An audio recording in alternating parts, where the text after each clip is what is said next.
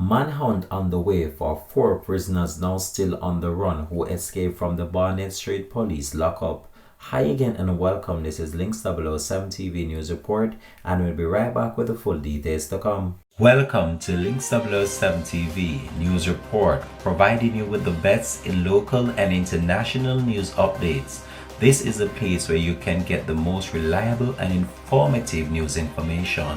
Links 007 TV News Report.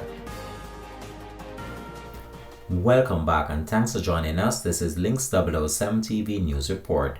The search is on the way for four prisoners now who escaped from the Barnet Street police lockup in St. James on Saturday, December the 14th, between the hours of 5 a.m. and 6 a.m. The police report that initially 5 prisoners escaped. However, one was fatally shot hours after by the police during a confrontation. They are Edgar Spence of Flower Hill, St. James, charged with possession of a prohibited weapon. 36-year-old Tidal Ferguson of Mountain View, Greenwood in St. James, charged with larceny of a motor vehicle.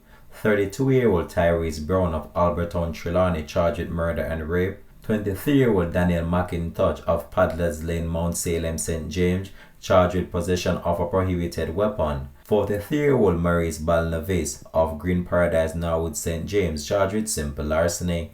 The Jamaica Constabulary Force is committed to ensuring the safe apprehension of the fugitives and is asking for the public's cooperation. Anyone who may have information on the whereabouts of the above persons is being asked to contact the police emergency line at 911, Crime Stop at 311, the National Intelligence Bureau tip line at 811, or the nearest police station. Your assistance is critical in helping the police to bring the escapees back into custody. This has been Links 007 TV News Report. Thanks for watching.